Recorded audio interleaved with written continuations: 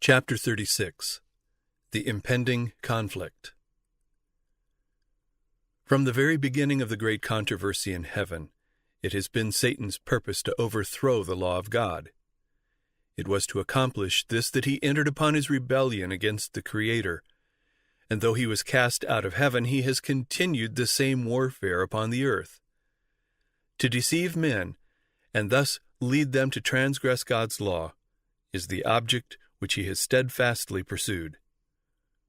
Whether this be accomplished by casting aside the law altogether, or by rejecting one of its precepts, the result will be ultimately the same. He that offends in one point manifests contempt for the whole law.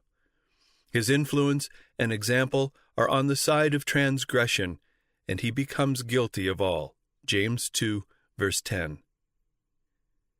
In seeking to cast contempt upon the divine statutes, Satan has perverted the doctrines of the Bible, and errors have thus become incorporated into the faith of thousands who profess to believe the Scriptures.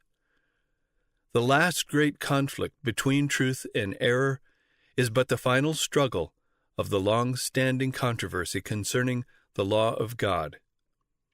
Upon this battle we are now entering, a battle between the laws of men and the precepts of Jehovah, between the religion of the Bible and the religion of fable and tradition. The agencies which unite against truth and righteousness in this contest are now actively at work. God's holy word, which has been handed down to us at such a cost of suffering and blood, is but little valued. The Bible is within reach of all, but there are few who really accept it as the guide of life. Infidelity prevails to an alarming extent, not in the world merely, but in the church. Many have come to deny doctrines which are the very pillars of the Christian faith. The great facts of creation as presented by the inspired writers, the fall of man, the atonement, and the perpetuity of the law of God are practically rejected, either wholly or in part, by a large share of the professedly Christian world. Thousands who pride themselves upon their wisdom and independence regard it as an evidence of weakness to place implicit confidence in the Bible.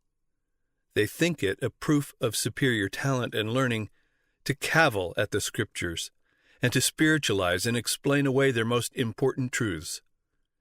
Many ministers are teaching their people, and many professors and teachers are instructing their students, that the law of God has been changed or abrogated, and those who regard its requirements as still valid, to be literally obeyed, are thought to be deserving only of ridicule or contempt. In rejecting the truth, men reject its author. In trampling upon the law of God, they deny the authority of the lawgiver. It is as easy to make an idol of false doctrines and theories as to fashion an idol of wood or stone. By misrepresenting the attributes of God, Satan leads men to conceive of him in a false character. With many, a philosophical idol is enthroned in the place of Jehovah, while the living God, as he is revealed in his Word, in Christ, and in the works of creation, is worshipped by but few. Thousands deify nature, while they deny the God of nature. Though in a different form, idolatry exists in the Christian world today as verily as it existed among ancient Israel in the days of Elijah. The God of many professedly wise men, of philosophers, poets, politicians, journalists, the God of polished, fashionable circles, of many colleges and universities, even of some theological institutions, is little better than Baal, the sun god of Phoenicia. No error accepted by the Christian world strikes more boldly against the authority of heaven. None is more directly opposed to the dictates of reason. None is more pernicious in its results than the modern doctrine so rapidly gaining ground that God's law is no longer binding upon men. Every nation has its laws, which command respect and obedience. no government could exist without them. And can it be conceived that the Creator of the heavens and the earth has no law to govern the beings he has made?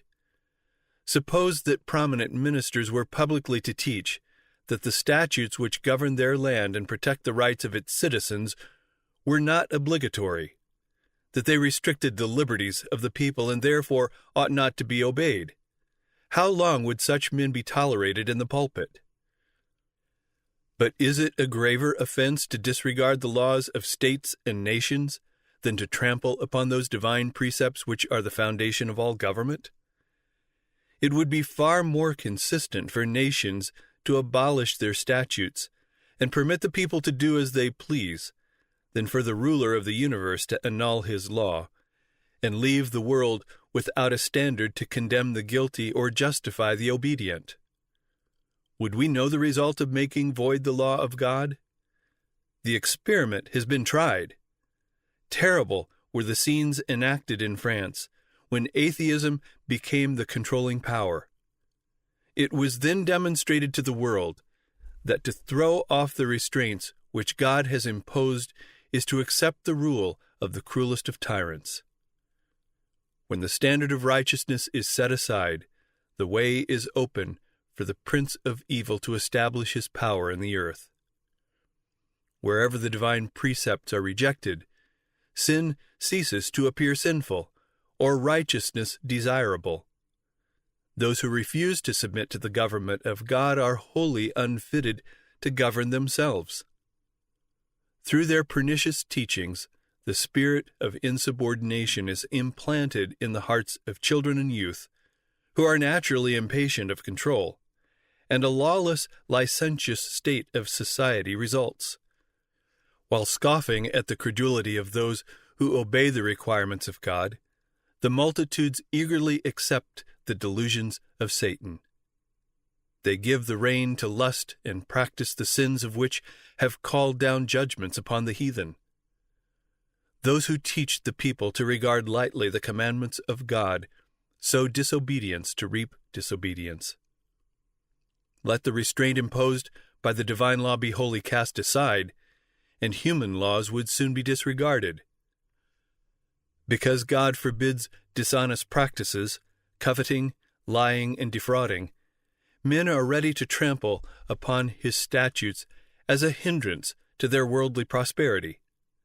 But the results of banishing these precepts would be such as they do not anticipate. If the law were not binding, why should any fear to transgress? Property would no longer be safe. Men would obtain their neighbors' possessions by violence, and the strongest would become richest. Life itself would not be respected. The marriage vow would no longer stand as a sacred bulwark to protect the family. He who had the power would, if he desired, take his neighbor's wife by violence. The fifth commandment would be set aside with the fourth. Children would not shrink from taking the life of their parents if, by so doing, they could obtain the desire of their corrupt hearts. The civilized world would become a horde of robbers and assassins, and peace, rest, and happiness would be banished from the earth. Already the doctrine that men are released from obedience to God's requirements has weakened the force of moral obligation and opened the floodgates of iniquity upon the world. Lawlessness, dissipation, and corruption are sweeping in upon us like an overwhelming tide. In the family, Satan is at work. His banner waves even in professedly Christian households. There is envy, evil surmising, hypocrisy, estrangement, emulation, strife, betrayal of sacred trusts, indulgence of lust. The whole system of religious principles and doctrines which should form the foundation and framework of social life seems to be a tottering mass ready to fall to ruin. The vilest of criminals, when thrown into prison for their offenses, are often made the recipients of gifts and attentions as if they had attained an enviable distinction. Great publicity is given to their character and crimes. The press publishes the revolting details of vice, thus initiating others into the practice of fraud, robbery, and murder, and Satan exults in the success of his hellish schemes. The infatuation of vice, the wanton taking of life, the terrible increase of intemperance and iniquity of every order and degree, should arouse all who fear God to inquire what can be done to stay the tide of evil. Courts of justice are corrupt. Rulers are actuated by desire for gain and love of sensual pleasure. Intemperance has beclouded the faculties of many, so that Satan has almost complete control of them. Jurists are perverted, bribed, deluded. Drunkenness and revelry, passion, envy, dishonesty of every sort are represented among those who administer the laws. Justice standeth afar off, for truth is fallen in the street, and equity cannot enter. Isaiah 59, verse 14. The iniquity and spiritual darkness that prevailed under the supremacy of Rome were the inevitable result of her suppression of the Scriptures. But where is to be found the cause of the widespread infidelity, the rejection of the law of God, and the consequent corruption under the full blaze of gospel light in an age of religious freedom? Now that Satan can no longer keep the world under his control by withholding the Scriptures, he resorts to other means to accomplish the same object. To destroy faith in the Bible serves his purpose as well as to destroy the Bible itself. By introducing the belief that God's law is not binding, he as effectually leads men to transgress as if they were wholly ignorant of its precepts. And now, as in former ages, he has worked through the church to further his designs. The religious organizations of the day have refused to listen to unpopular truths plainly brought to view in the Scriptures, and in combating them, they have adopted interpretations and taken positions which have sown broadcast the seeds of skepticism. Clinging to the papal error of natural immortality and man's consciousness in death, they have rejected the only defense against the delusions of spiritualism. The doctrine of eternal torment has led many to disbelieve the Bible. And as the claims of the fourth commandment are urged upon the people, it is found that the observance of the seventh-day Sabbath is enjoined, and as the only way to free themselves from a duty which they are unwilling to perform, many popular teachers declare that the law of God is no longer binding. Thus they cast away the law and the Sabbath together. As the work of Sabbath reform extends, this rejection of the divine law to avoid the claims of the fourth commandment will become well nigh universal. The teachings of religious leaders have opened the door to infidelity, to spiritualism, and to contempt for God's holy law. And upon these leaders rests a fearful responsibility for the iniquity that exists in the Christian world. Yet this very class put forth the claim that the fast-spreading corruption is largely attributable to the desecration of the so-called Christian Sabbath, and that the enforcement of Sunday observance would greatly improve the morals of society.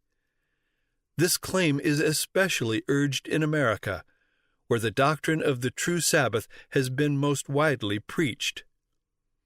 Here the temperance work, one of the most prominent and important of moral reforms, is often combined with the Sunday movement, and the advocates of the latter represent themselves as laboring to promote the highest interest of society, and those who refuse to unite with them are denounced as the enemies of temperance and reform. But the fact that a movement to establish error is connected with a work which is in itself good is not an argument in favor of the error. We may disguise poison by mingling it with wholesome food, but we do not change its nature. On the contrary, it is rendered more dangerous, as it is more likely to be taken unawares. It is one of Satan's devices to combine with falsehood just enough truth to give it plausibility. The leaders of the Sunday movement may advocate reforms which the people need, principles which are in harmony with the Bible. Yet while there is with these a requirement which is contrary to God's law, His servants cannot unite with them. Nothing can justify them in setting aside the commandments of God for the precepts of men. Through the two great errors, the immortality of the soul and Sunday sacredness, Satan will bring the people under his deceptions. While the former lays the foundation of spiritualism, the latter creates a bond of sympathy with Rome. The Protestants of the United States will be foremost in stretching their hands across the gulf to grasp the hand of spiritualism. They will reach over the abyss to clasp hands with the Roman power, and under the influence of this threefold union, this country will follow in the steps of Rome in trampling on the rights of conscience. As spiritualism more closely imitates the nominal Christianity of the day, it has greater power to deceive and ensnare. Satan himself is converted after the modern order of things. He will appear in the character of an angel of light. Through the agency of spiritualism, miracles will be wrought, the sick will be healed, and many undeniable wonders will be performed.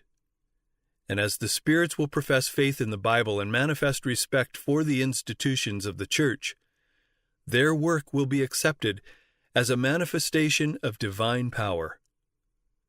The line of distinction between professed Christians and the ungodly is now hardly distinguishable. Church members love what the world loves and are ready to join with them, and Satan determines to unite them in one body and thus strengthen his cause by sweeping all into the ranks of spiritualism. Papists who boast of miracles as a certain sign of the true church will be readily deceived by this wonder-working power, and Protestants, having cast away the shield of truth, will also be deluded. Papists, Protestants, and worldlings will alike accept the form of godliness without the power, and they will see in this union a grand movement for the conversion of the world and the ushering in of the long-expected millennium. Through spiritualism, Satan appears as a benefactor of the race, healing the diseases of the people and professing to present a new and more exalted system of religious faith. But at the same time, he works as a destroyer. His temptations are leading multitudes to ruin. Intemperance dethrones reason. Sensual indulgence, strife, and bloodshed follow.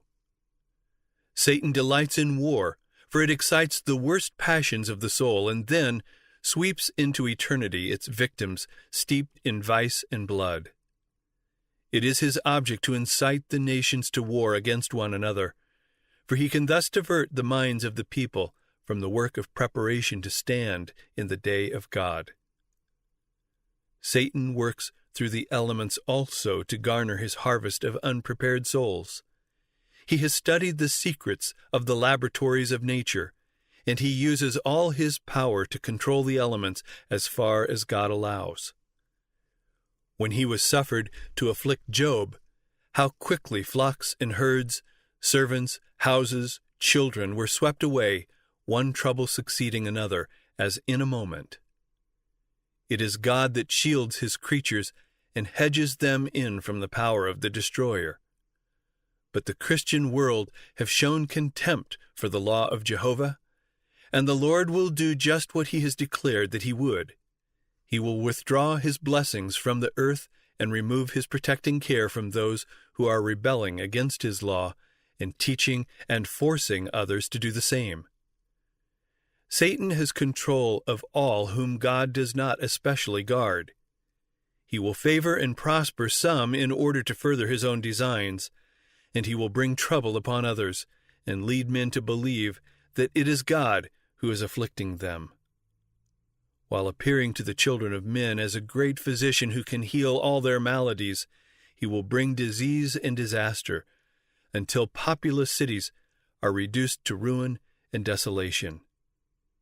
Even now he is at work, in accidents and calamities by sea and by land, in great conflagrations, in fierce tornadoes and terrific hailstorms, in tempests, floods, cyclones, tidal waves and earthquakes. In every place and in 1,000 forms, Satan is exercising his power. He sweeps away the ripening harvest, and famine and distress follow.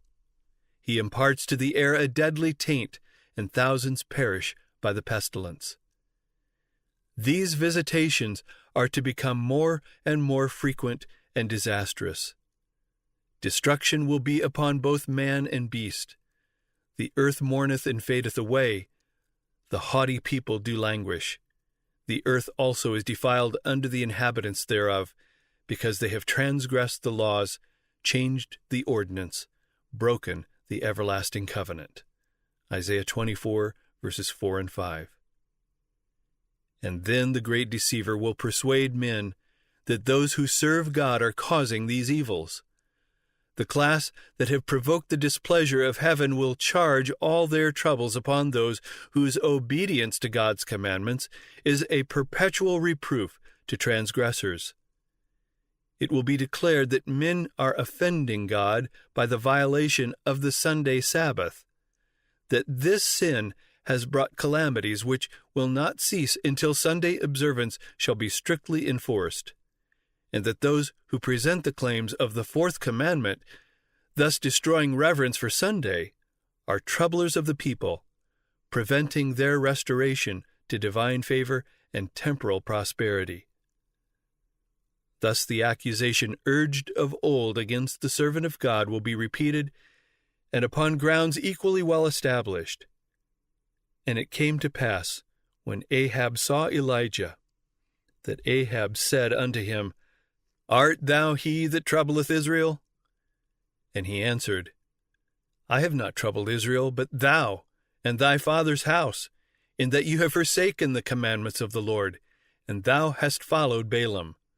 1 Kings 18, verses 17 and 18.